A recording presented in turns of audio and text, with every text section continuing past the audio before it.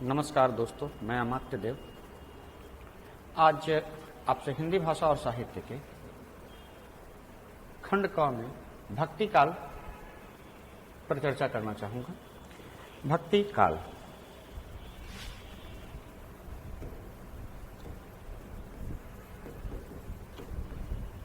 इसके पूर्व आदिकाल के बारे में मैंने बताया था। आदिकाल के बाद यहाँ काल आता है भक्ति काल। भक्ति काल के बाद रीतिकाल पढ़िएगा और आधुनिक काल पढ़िएगा। ये चार कालों की प्रवृत्तियां आपको आमतौर पे पढ़ना है।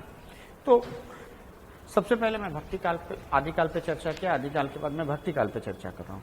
भक्ति काल का जो काल है आमतौर पे हिंदी भाषा और साहित्य में 1400 से 1700 या फिर कहीं कहीं आपको एग्जैक्टली 1318 से लेकर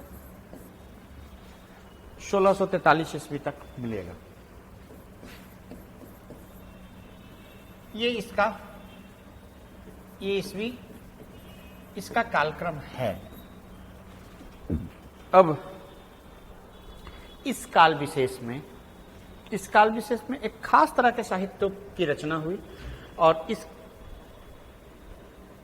खास तरह के रचनाओं की प्रवृत्ति क्या थी? भक्ति। तो भक्ति काल भाषा साहित्य के इतिहास में वो काल है जिसकी मुख्य प्रवृत्ति जो है, जिसके साहित्य की मुख्य प्रवृत्ति क्या रहा? भक्ति रहा। इस काल की मुख्य प्रवृत्ति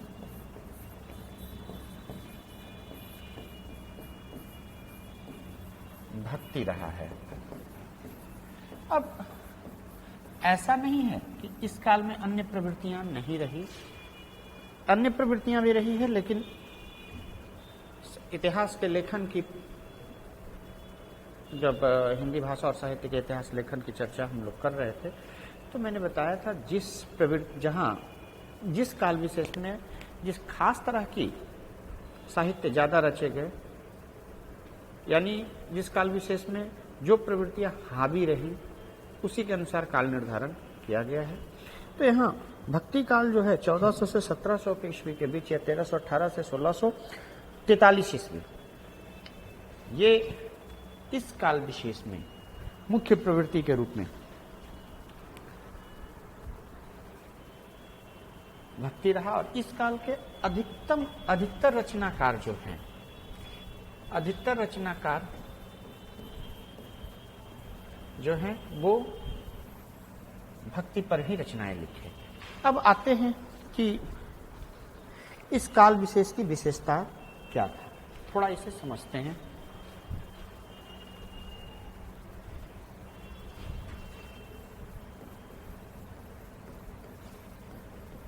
भक्ति काल विशेष काल का जो विशेषता क्या रहा, इसे हम लोग जानने की कोशिश करते हैं। एक विशेषता पहली विशेषता इसकी क्या रही? हम साहित्य के अनुसार समझने की कोशिश करते हैं, साहित्य के आयाम से समझते हैं। साहित्य की विशेषता क्या रही? भक्ति। एक साहित्य की विशेषता, रचनाकार की विशेषता,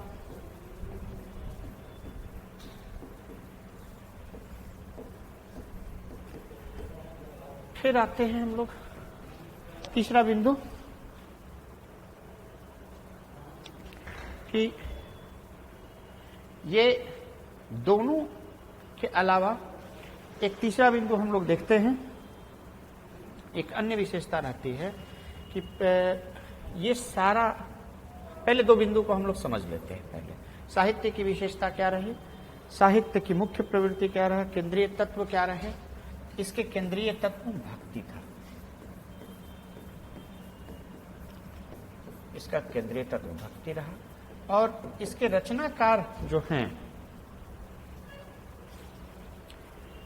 वो भक्त थे। पहले भक्त थे, बाद में कवि रहे।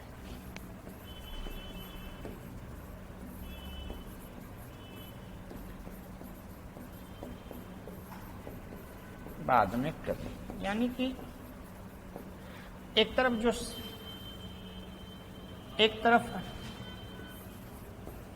कवि जो हैं, कवि एक तरफ जो कवि हैं वो क्या रहे, भक्त रहे, और इनकी रचना का जो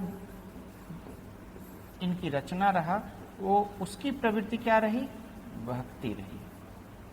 भक्त या कवि जो हैं, कवि और भक्त क्या रहे, कवि और भक्त रहे, और इनकी जो रचना निकली वो क्या निकली, भक्ति के, उसके केंद्रीय तत्व क्या रहे, भक्ति रहे। और इनकी एक विशेष विशेषता ये रही कि भक्तों ने जो लिखा वो सोच समझ के ना लिखकर बल्कि हृदय के उद्गार लिखे।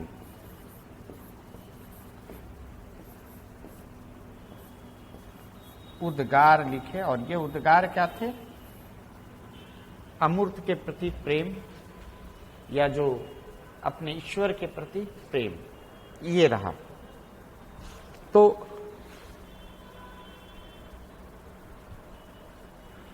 और ये जो रचनाएं थी वो साहित्यिक रचना धर्मिता का प्रतीक नहीं था।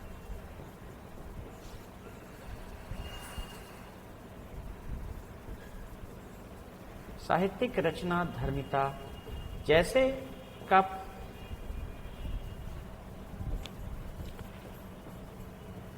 प्रतीक नहीं था। जैसे कि आमतौर पे क्या होता है, रचनाकार जो होते हैं, जो कवि होते हैं, वो क्या करते हैं, कवि अपने रचनाओं को, वो भी हृदय का ही उद्गार रहता है, लिखा जाता है, लेकिन दोनों का पर्पस, दोनों का उद्देश्य अलग अलग है। भक्ति काल के जो रचनाकार थे उनका उद्देश्य साहित्यिक रचना धर्मिता का पूरा करना नहीं था, बल्कि उनका उद्देश्य क्या था, हृदय से निकले उद्गार का उद्देश्य क्या था, ईश्वर के प्रति प्रेम प्रदर्शित करना,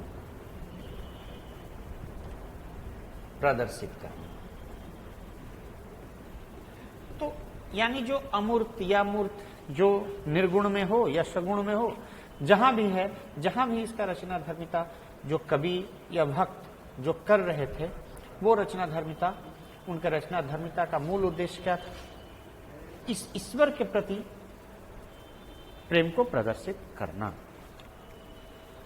ठीक है, यहां तक मेरे समझ से आप समझ गए होंगे कि यहां रचना का केंद्रीय बिंदु क्या था, रचना का केंद्रीय बिंदु भक्ति रहा। रचनाकार का उद्देश्य साहित्यिक रचना धर्मिता नहीं रही, बल्कि ईश्वर के प्रति प्रेम रहा।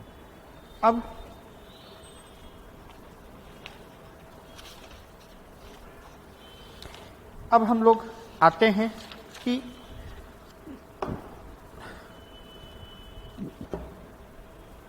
भक्तिकालीन परिस्थितियां क्या थी।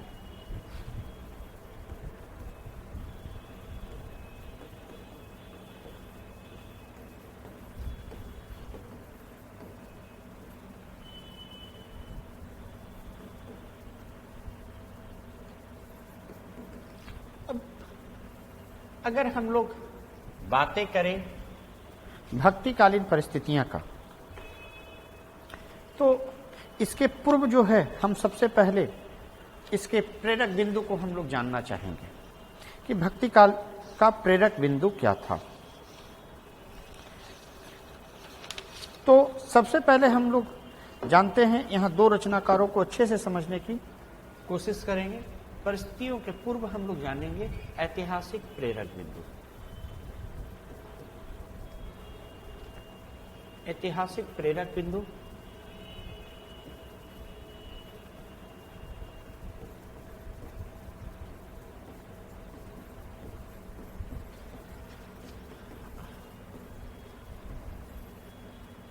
दो रचनाकारों को जानना आपको, जो दो इतिहासकार मैंने हमेशा बताया है कि आपको कम से कम कुछ नाम को तो आप लोग रट ही लीजिए, रामचंद्र शुक्ल, आचार्य हजारी प्रसाद द्विवेदी।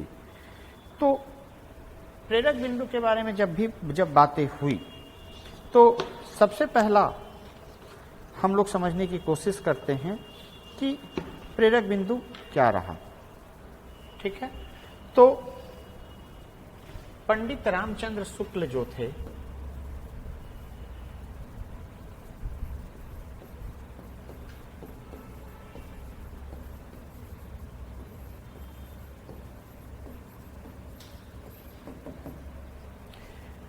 पंडित रामचंद्र शुक्ल ने कहा, इनका मानना था कि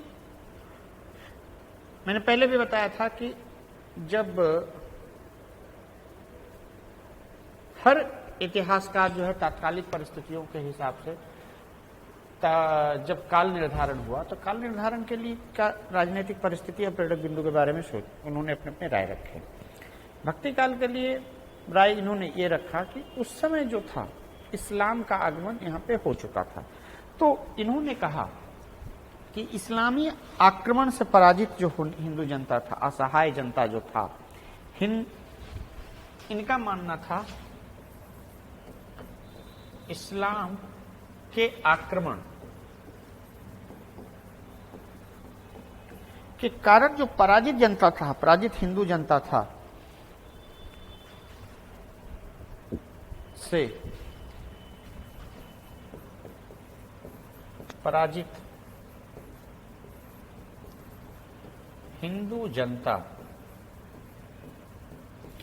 इस्लाम के आक्रमण से पराजित हिंदू जनता की असहाय एवं निराश मन स्थिति से इन्होंने जोड़ दिया कि असहाय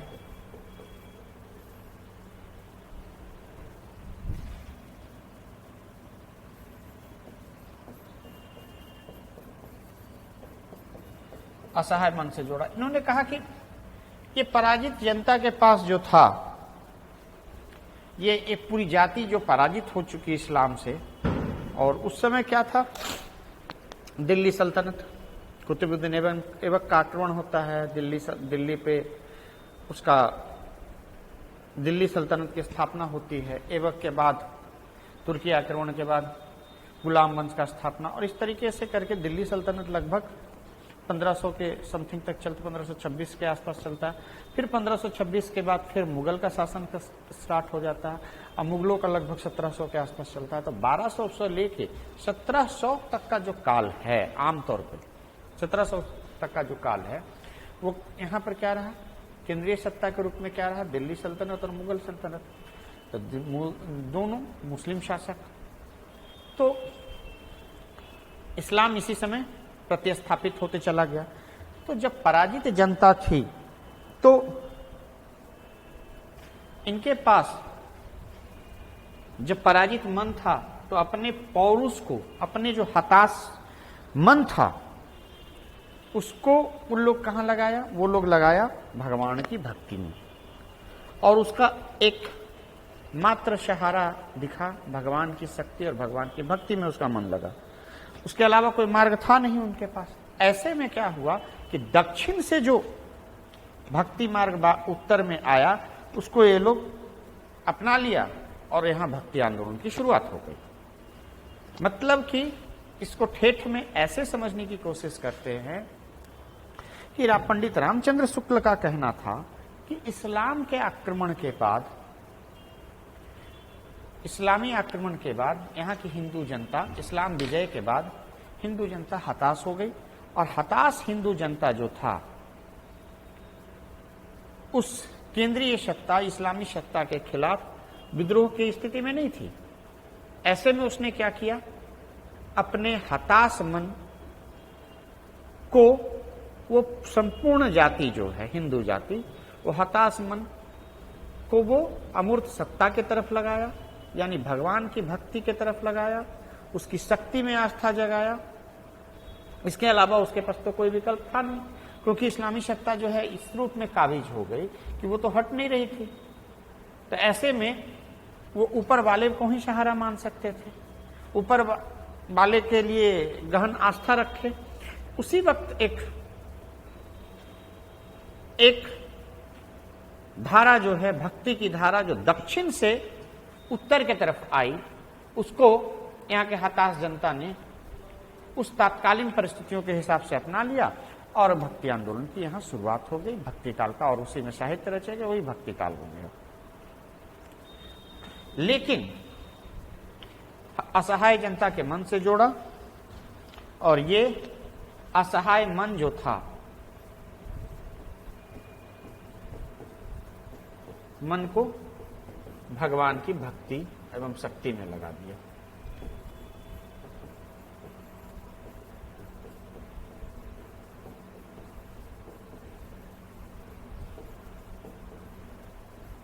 ध्यान में लगाया। अब इसी समय दक्षिण से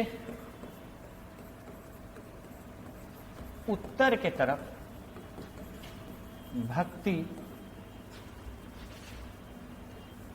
मार्ग का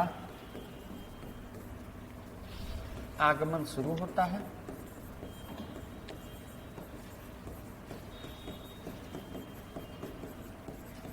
इसे उत्तर के जनता हताश मन स्वीकार कर लेता है।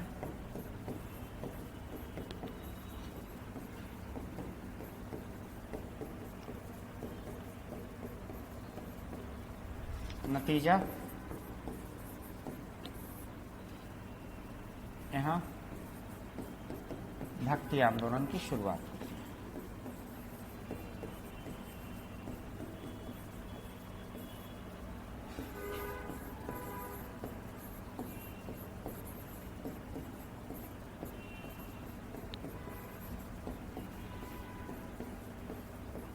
और यही भक्ति काल, ये जो काल विशेष रहा, ये काल विशेष भक्ति काल हो गया।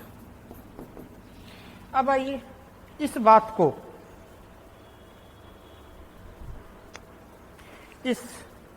इस बात को आचार्य हजारी प्रसाद द्विवेदी जो है काटते हैं। पंडित हजारी प्रसाद द्विवेदी जो है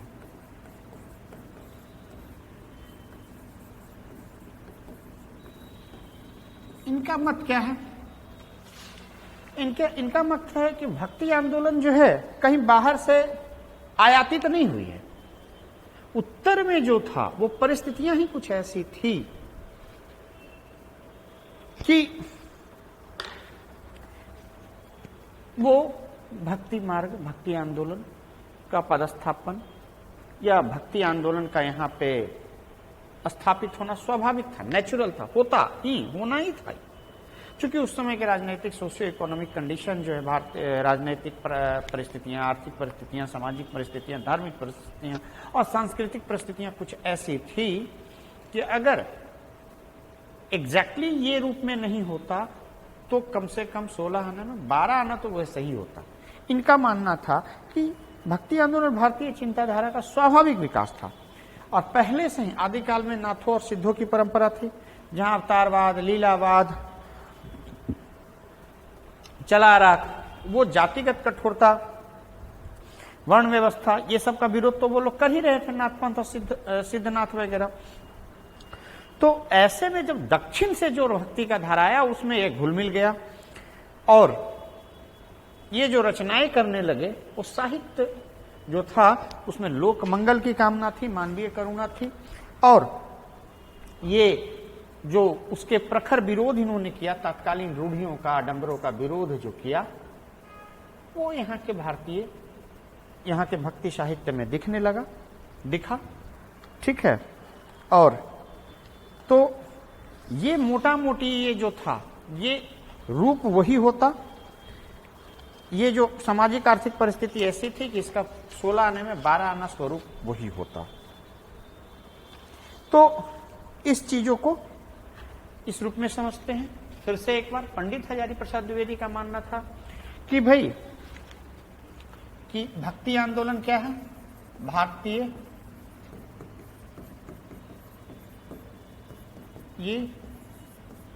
भारतीय चिंता, ये भारतीय चिंताधारा का स्वाभाविक विकास है।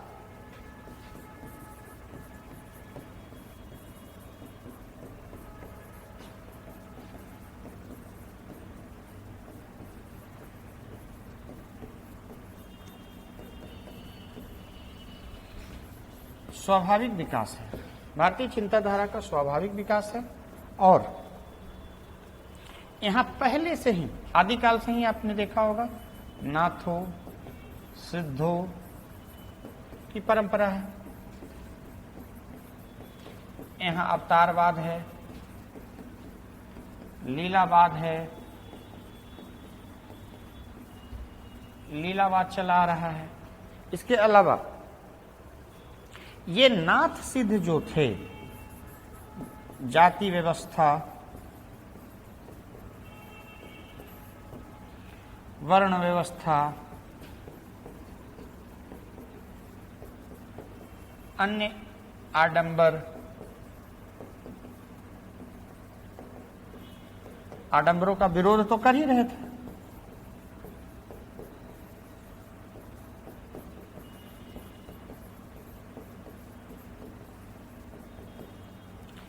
अनाडंबरों का तो विरोध ये कर ही रहे थे, पहले से स्वाभाविक तौर पर विरोध कर रहे थे। इसी में जो दक्षिण से आई धारा जो थी वो मिल गई।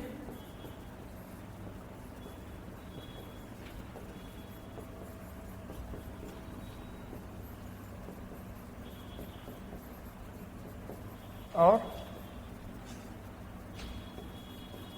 वर्तमान स्वरूप के साथ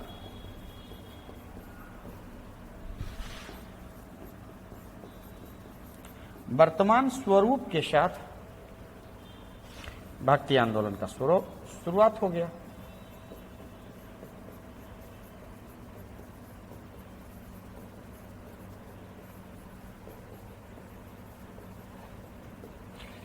अब इनका मानना जो है कि भाई जो भी हुआ वो 16 आना में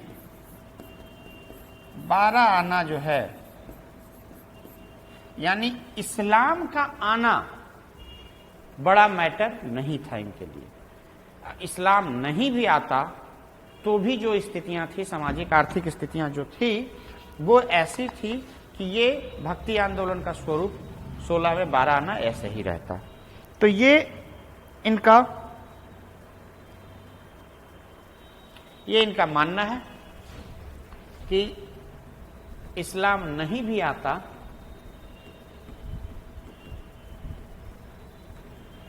आता तो जो सामाजिक आर्थिक परिस्थितियां थी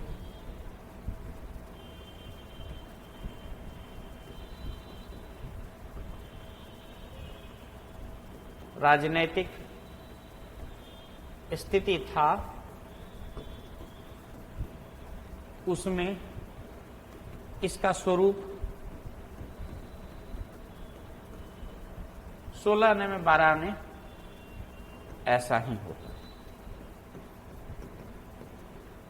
यानी हजारी प्रसाद द्विवेदी जो है एक तरह से तात्कालीन जो सीन है, जो तत्कालीन जो परिस्थितियां हैं उसको मान रहे हैं। कहते हैं कि ये इस्लाम आना एक फैक्टर हो सकता है, लेकिन ये नहीं है कि इसी के कारण ही भक्ति आंदोलन की शुरुआत हुई। नहीं भी आता तो स्वरूप कुछ न कुछ 12 आने में 16 आने में 12 आने ऐसे ही रहता। अब हम लोग आते हैं इसकी परिस्थितियों में, जिसकी परिस्थितियां क्या क्या रहा है। तो सबसे पहले हम बात करें अगर राजनैतिक परिस्थितियों का, तो इसकी परिस्थितियां जो है राजनैतिक, धार्मिक, सांस्कृतिक, साहित्यिक परिस्थितियां सबों पे बात करेंगे हम। और सबसे पहले हम बात करें राजनैतिक परिस्थिति पे कि भक्तिकालीन परिस्थिति।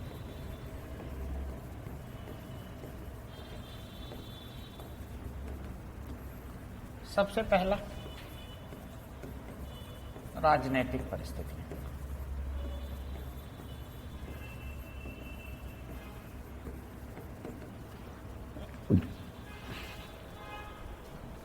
इसे थोड़ा अच्छे से समझना है कि राजनैतिक परिस्थितियां क्या रहा कि और किस रूप में जो है ये प्रभावित किया।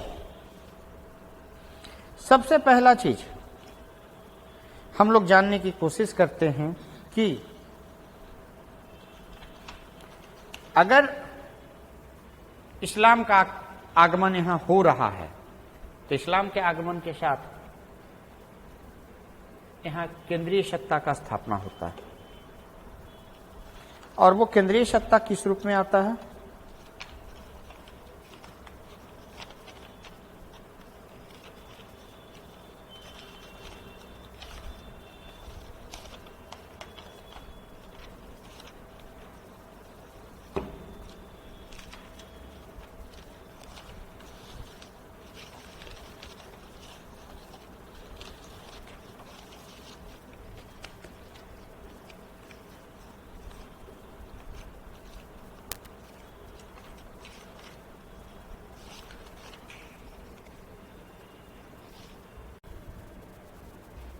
राजनीतिक परिस्थितियां, चलिए इसकी चर्चा हम लोग अच्छे से समझने की कोशिश करते हैं।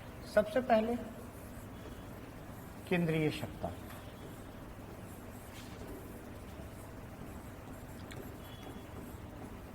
ये इस्लाम के आगमन के साथ केंद्रीय सत्ता जो था, वो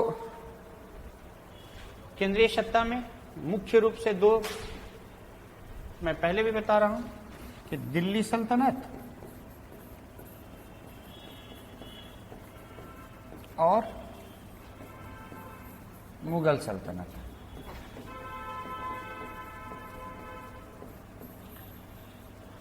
ये दो सल्तनत स्थापित हुआ। पहले के जो हिंदू शासक थे वो हिंदू शासक सत्ता से च्युत हो गए, सत्ता से बाहर हो गए। तो उनकी जो व्यवस्था थी, इनके सत्ता में, केंद्रीय सत्ता में जैसे ही परिवर्तन आया, इस परिवर्तन का असर कहां पड़ा? प्रशासनिक स्तर पे।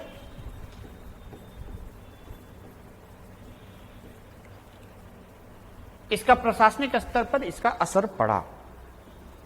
और प्रशासनिक स्तर पे किस तरह का असर पड़ा, इसे थोड़ा जानने की कोशिश करते हैं।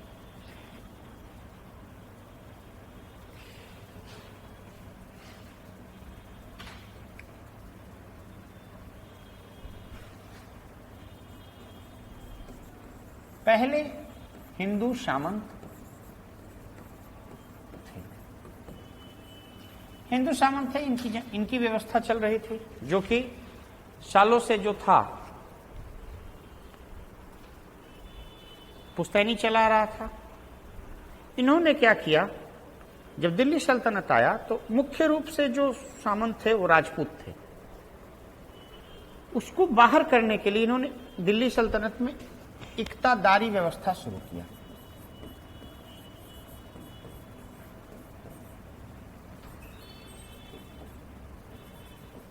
थोड़ा इक्तादारी व्यवस्था का थोड़ा समझने की कोशिश करते हैं। मुगल के काल में मनसब आया, ठीक है। पहले हम दिल्ली सल्तनत के टाइम की बात करें, समय की बात करें, तो इक्तादारी व्यवस्था जो था, इक्तादारी प्रथा क्या था? इसमें राजपूतों से को जो सामंत, राजपूत सामंत थे, उनको बाहर करके एक अमीर वर्ग का स्थापना किया गया। और इस अमीर वर्ग के को जो है इन्होंने राजस्व वसूलने का काम दिया।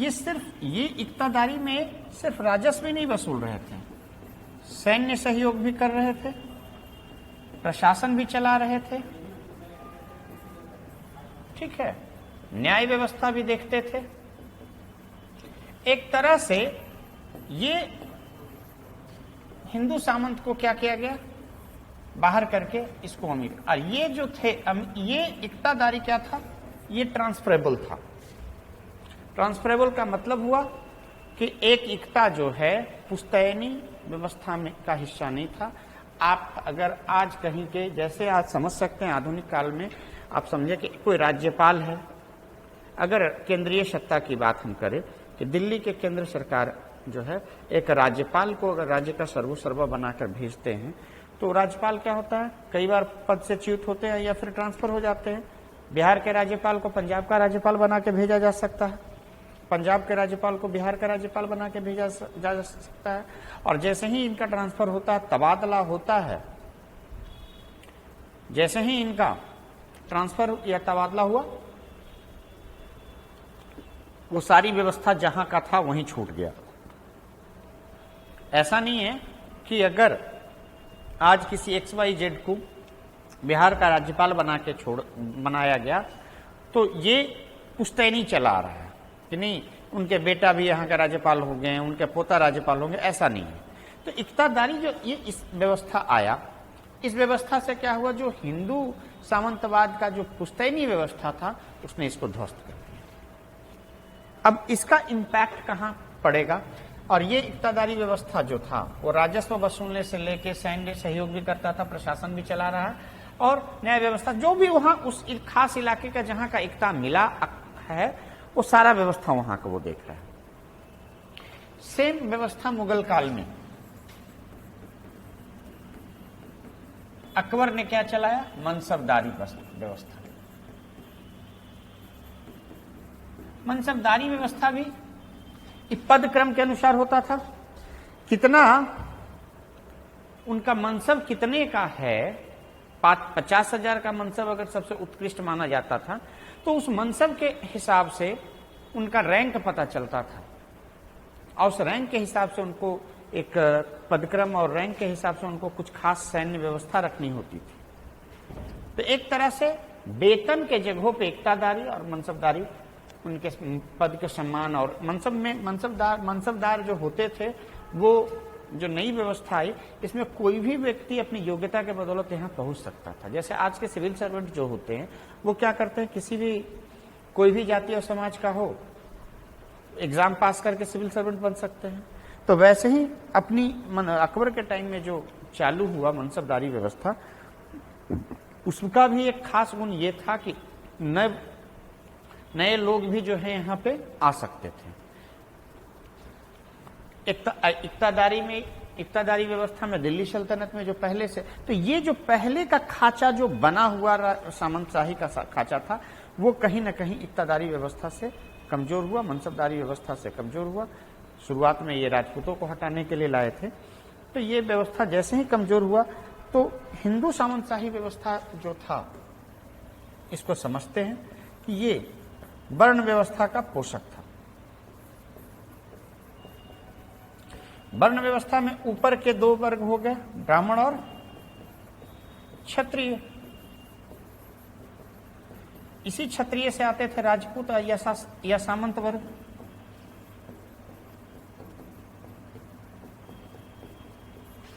इससे पुरोहित वगैरह थे।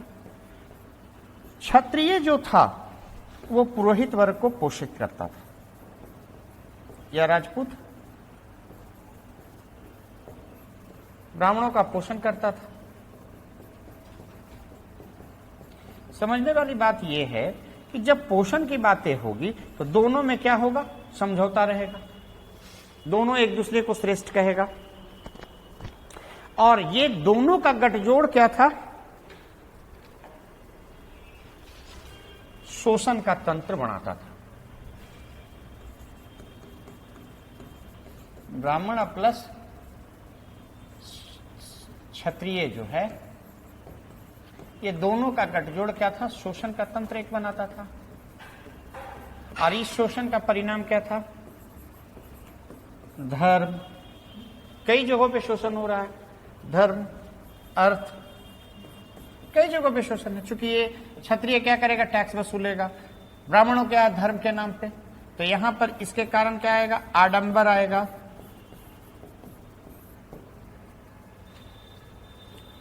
जाति प्रथा मजबूत होगी।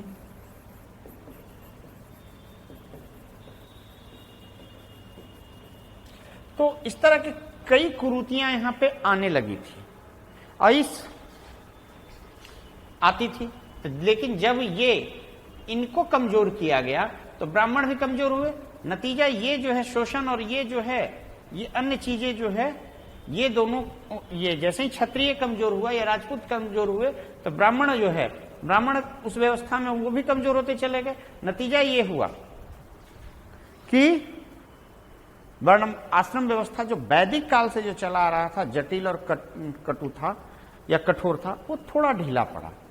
जब थोड़ा ढीला पड़ा, चूंकि इनके पास अर्थ की कमी हो चुकी थी, तो नव सामंत के आने से, नव सामंत या अमीर जो इक्तादारी व्यवस्था वगैरह में आए, या अमीर वर्ग आया, वो मोटा मोटी क्या था, इस्लाम से था। यहां क्या था, इस्लाम में भाईचारे की बात थी, इस्लाम में भाईचारे की बात थी, बंधुत्व और समानता की बात थी। तो यहां दो वर्ग जो थे, इसके नीचे के जो वर्ग थे, वैश्य और शूद्र, इनके लिए एप्रोप्रिएट माहौल इस्लाम के आने से, जब बराबरी की बातें कर रहा है ये, समानता की बातें कर रहा है ये, तो एक माहौल मुहैया उनके लिए हो रहा है।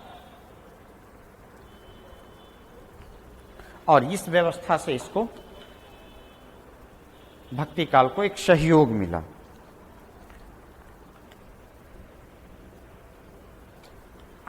तो राजनीतिक रूप से आपको यह समझना है कि केंद्रीय सत्ता, अगर अभी वर्तमान समय के अगर हिसाब से आप सोचे अगर, तो अगर केंद्रीय सत्ता, कोई भी केंद्रीय सत्ता अगर किसी खास जाति, खास धर्म को अगर सपोर्ट करना शुरू कर दे, तो नतीजा क्या होगा, वो खास धर्म पनपेगा, खास तरह की विचारधारा पनपेगी, ठीक है।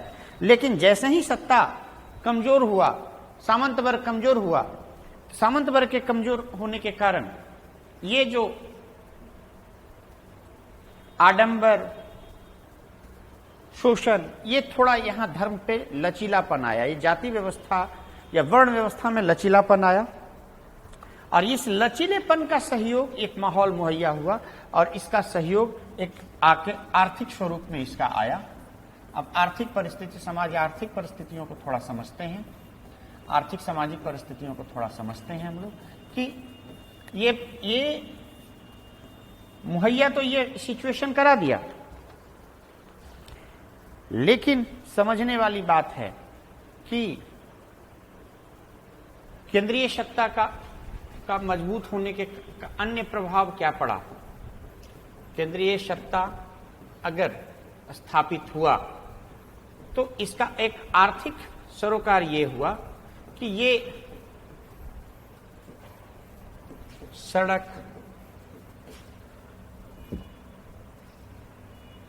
भवन, विलास की सामग्री,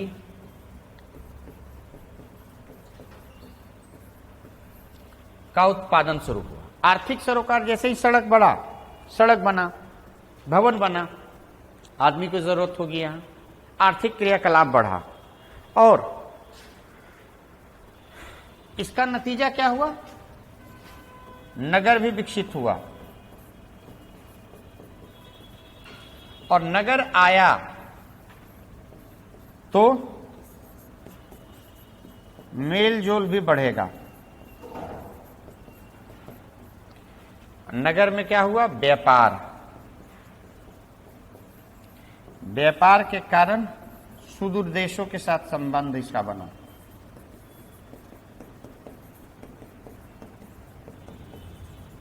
तो यानी कि सुदूर देशों के साथ जो संबंध बन रहा है, तो केंद्रीय सत्ता स्थापित हो गया, स्थायित्व के दौर आया। यहां स्थायित्व जैसे ही आया तो व्यापार बढ़ने लगा, व्यापार बढ़ा, जब उत्पादन इसका आर्थिक सरोकार के कारण ये जो है सड़क का निर्माण करवाया, व्यापार करवाने के लिए सड़क का निर्माण, भवन का निर्माण, विलास की सामग्री, क्योंकि नए वर्ग जो तुर्की जो आए थे, उनको नए जो अमीर वर्ग जो आए, उस अमीर वर्ग के लिए भी विलासतापूर्ण सामग्री चाहिए थी, पहले की व्यवस्था से हटके। तो ये उत्पादन इन सब चीजों का बढ़ा, सड़क के कारण व्यापार बढ़ा, व्यापार के कारण मध्य वर्ग में जो था, अब सड़क बनाएगा कौन, तो नीचे के शूद्र या निचली जाति के लोग, निर्माण के कार्यों में से जुड़े हुए थे। तो इसमें जो था व्यापार से जहां नगर का विकास हुआ तो मध्य वर्ग के पास धन आ गया, और ये निर्माण कार्यों से जो था, सड़क के निर्माण कार्य वगैरह से जो नीचे के जो वर्ग है,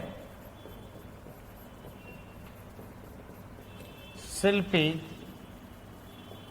जुलाहे आदि कारीगर जो थे, इनके पास क्या हुआ, धन संपत्ति आना शुरू हो गया। जैसे ही पैसा आने लगा, ये इनके पास संपत्ति आ गया। संपत्ति जैसे ही आया और इस्लाम जो था आया हुआ था, तो इस्लाम के कारण इसमें समानता, बंधुत्व की बातें आई। ये सब मिलके एक मुहैया कराया। हालांकि कुछ इतिहासकारों का मानना है कि जुलाहे तो पहले से ही संपन्न थे,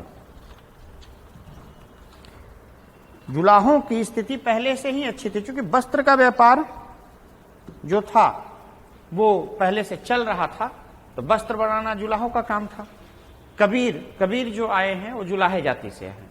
भले ही उनके बारे में है कि भाई एक विधवा ब्राह्मणी के पुत्र थे, जिन्होंने पैदा होने के बाद, चूंकि वो विधवा थी, तो लोक लाज के भय से उसने क्या किया, उन्होंने इसको छोड़ दिया। और एक जुलाहे दंपत्ति जो कि निसंतान थे, उन्होंने इसको कबीर को पाला पोसा। और कबीर का आर्थिक सरोकार क्या था, उनका अर्थार्जन का तरीका क्या था, वो खुद जुलाहे थे, यानी वस्त्र का निर्माण करते थे। तो जुलाहे, तो ये मानना है इतिहासकारों का कि जो नीचे का वर्ग, जो शिल्पी वर्ग था या मध्य वर्ग में एक आक्रोश था व्यवस्था के में, चूंकि वो निम्न में आते थे और उनके पास संपत्ति आ गया, धन आने लगा व्यापार के कारण, तो विद्रोह करने की स्थिति में थे। और एक विचारधारा जो दक्षिण से उत्तर तो आया ही, साथ साथ इस्लाम जो था समानता और बंधुत्व की बातें कर रही थी। ये सारा मिलकर एक आंदोलन की तरफ इनको ले गए। यही सेम कारण जो है आपको अगर हिस्ट्री में पढ़ेंगे, तो प्राचीन भारत में अगर पढ़ेंगे तो बौद्ध का जो और जैन का धर्म का जो उदय हुआ, वहां भी यही कारण आपको निकल के आएंगे कि मध्य वर्ग के पास, वैश्य के पास संपत्ति आया व्यापार स्थापित होने के कारण सुदूर पे, तो वो अपना जो वर्ण व्यवस्था में व्यवस्था, चूंकि धन है तो वर्ण व्यवस्था में अपना स्थिति को ज्यादा स्पष्ट करना चाह रहे थे कि नहीं, हम जो है हम ज्यादा काबिल है, योग्य हैं। तो इसके कारण क्या हुआ, धार्मिक आंदोलन हुआ, बौद्ध और जैन धर्म का उदय होता है। और बौद्ध जैन धर्म को वो लोग काफी दान भी देते हैं, वो देखेंगे आप वहां पे। तो यहां भी स्थिति कमोवेश वही रहा कि इस वर्ग के पास पैसा आया, वैश्य वर्ग के पास पैसा आया व्यापार के कारण, और इनके पास निर्माण के कार्यों में लगे होने के कारण, क्योंकि सड़क, भवन और विलास की सामग्री का निर्माण यही शिल्पी, जुलाहे और कारीगर लोग करेंगे। तो ये वर्ग जो था,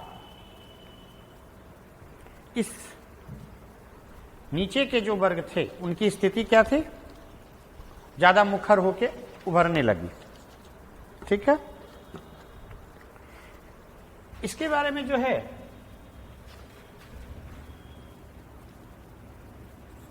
इरफान हबीबी जो है, इरफान हबीब और पंडित रामशरण शर्मा जो है, एक इतिहासकार जो, ये दोनों इतिहासकार जो हैं, प्रोफेसर जो है, दोनों प्रोफेसर हैं।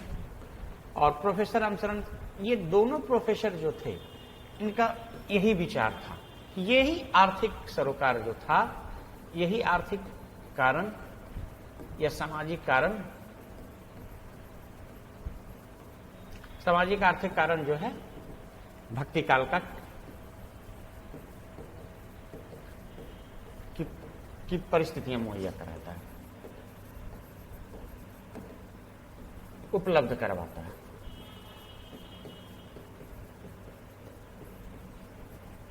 ठीक है,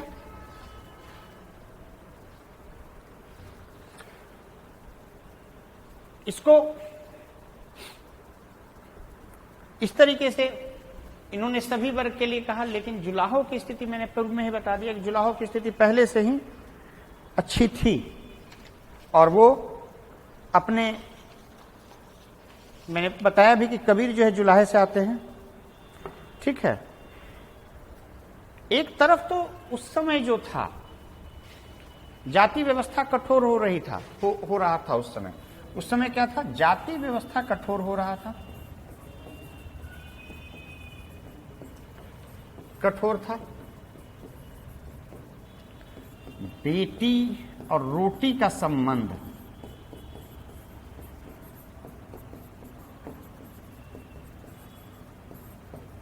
जाति में ही हो रहा था, जाति में ही कठोरता के साथ, बेटी और रोटी का संबंध कठोरता के साथ पालन हो रहा था।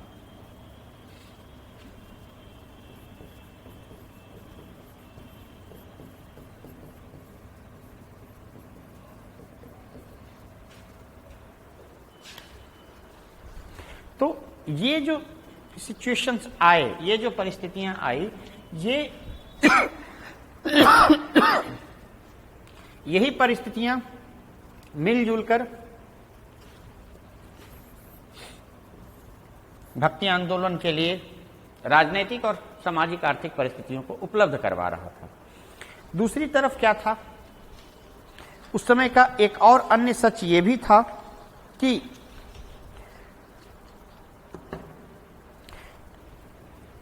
जाति व्यवस्था सिर्फ उस समय कठोर ही नहीं था, बदल नहीं सकता था लोग।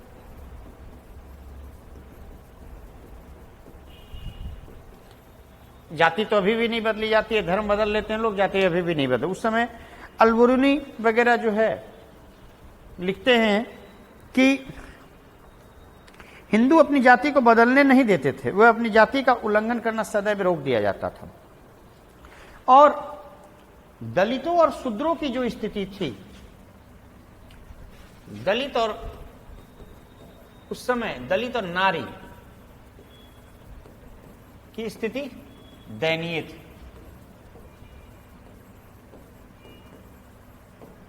दयनीय थी। नारी में क्या था, सती प्रथा। अलबरूनी संभवतः चर्चा करते हैं या फिर कि कैसे जो है जिसके पति मर जाते थे, डेथ कर जाते थे, तो स्त्री को जो है के ऊपर मानसिक दबाव एक तरह का होता था, सती होना। कई बार तो कम उम्र में लड़कियों के पति अगर मर जाते थे तो उसको अच्छा मिठाई उठाई खिलाकर, अच्छे कपड़े पहनाकर लोग ले जाते थे और आग में झोंक देते थे। और ये काम कोई बाहर के लोग नहीं करते थे, बल्कि उनके परिवार के लोग ही, उसके माँ बाप भाई बहन करते थे। तो बड़ा दयनीय स्थिति नारियों के लिए भी था।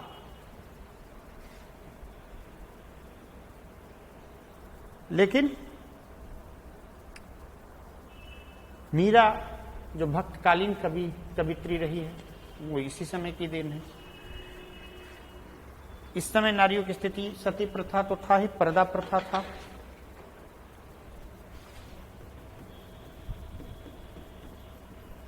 पर्दा प्रथा। साथ साथ में क्या था, स्त्री जो थी पिता, पति, पुत्र के द्वारा शासित होती थी। आर्थिक स्वातंत्र्य उनको नहीं मिला हुआ था। तो इसी सामाजिक परिस्थिति, यही सामाजिक आर्थिक परिस्थिति में जो है, में जब बदलाव आता है केंद्रीय सत्ता का, जैसे ही बदलाव आता है, केंद्रीय सत्ता बदलती है, केंद्रीय सत्ता स्थापित होती है, आर्थिक गतिविधियां बढ़ती है,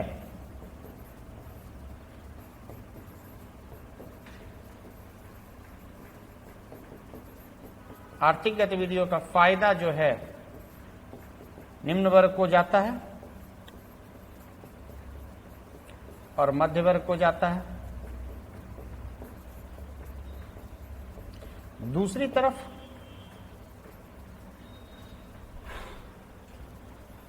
तरफ क्या होता है कि इस्लाम का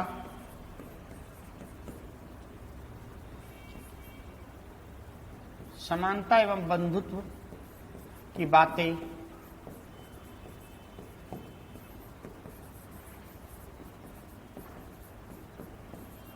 बातें समानता, इस्लाम की समानता एवं बंधुत्व की बातें जो है वो एक परिस्थिति मुहैया कराता है। इनको एक दार्शनिक आधार कहें या एक मानसिक आधार ये प्रस्तुत करता है, और दक्षिण से ये सारी परिस्थितियां मिलकर दक्षिण से जो भक्ति की धारा आती है उसको उत्तर भारत सहज रूप से स्वीकार कर लेता है। अब थोड़ी चर्चा हम लोग धार्मिक परिस्थितियों पे कर लें कि इसकी धार्मिक स्थिति क्या थी।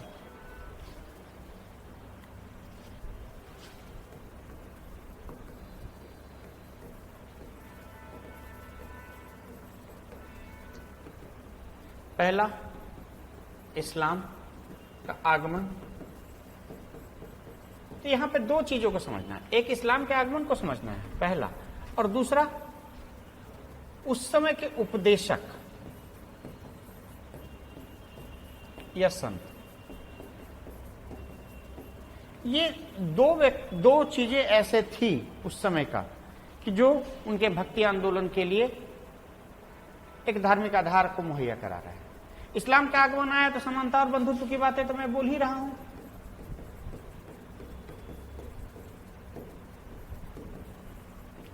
तो की बातें आ रही है।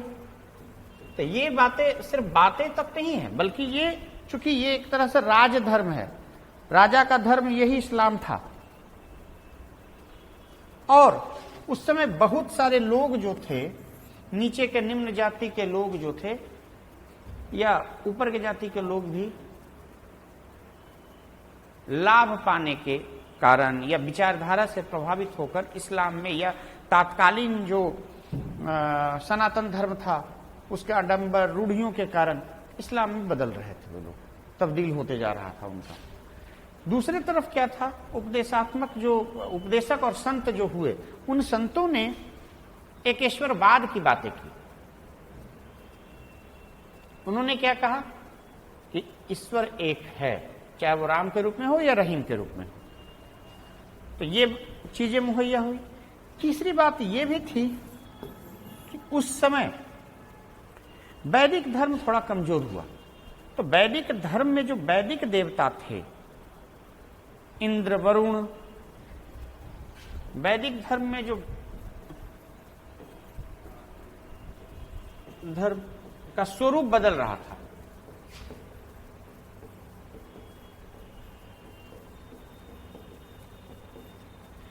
स्वरूप बदला कि इंद्र वगैरह जो वैदिक धर्म के देवता थे, इनके जगह पर अब विष्णु, शक्ति की देवी की पूजा होने लगी, और बहु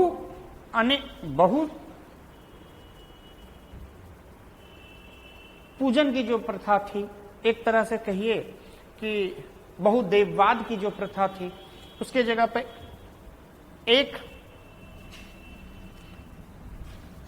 एकेश्वरवाद का, बहुदेववाद से एकेश्वरवाद के तरफ जा रहा था। अगर राम की पूजा हो रही है तो ऐसा नहीं है कि राम और कृष्ण जो है पूजा अगर हो रहे हैं, भक्ति काल में आप देखेंगे आमतौर पे ये दो देवताओं के बारे में ज्यादा रचनाएं हैं, ठीक है। तो कहीं न कहीं सगुण निर्गुण, अगर जो भी सगुण की बात करे या निर्गुण की बात करे, दोनों में क्या था, एकेश्वरवाद। निर्गुण भी एक ब्रह्म की बात कर रहा है, सगुण में भी यही एक ब्रह्म एकेश्वरवाद की बात हो रही है। तो धर्म भी जो था, तो और ये जो उपदेशक और संत थे,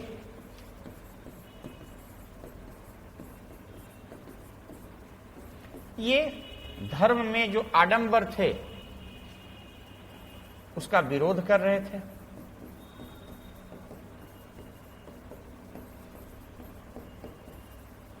वर्ण व्यवस्था का विरोध कर रहे थे।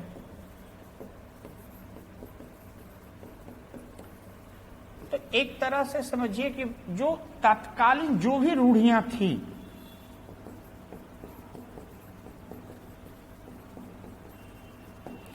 यहां इस समय के सबसे इंपॉर्टेंट चीज ये भी था कि आडंबर के जगह पर के स्थान पर भावना या भाव का महत्व बढ़ गया था।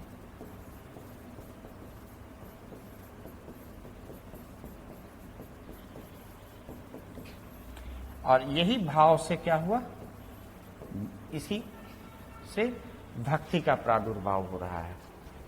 ये जहां प्रेम की तकाजा चेंज हो गया, बदल गया, तो वहां भक्ति। तो ये सारा परिस्थितियां आर्थिक, सामाजिक, राजनीतिक, धार्मिक परिस्थितियों मिलकर भक्ति काल के विकास के लिए, भक्ति काल के उद्भव के लिए एक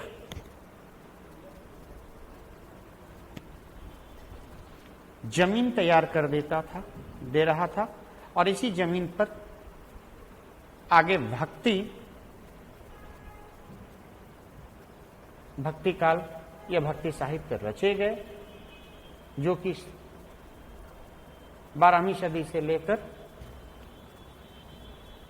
मोटा मोटी 17वीं शताब्दी तक चलता है। थैंक यू, धन्यवाद।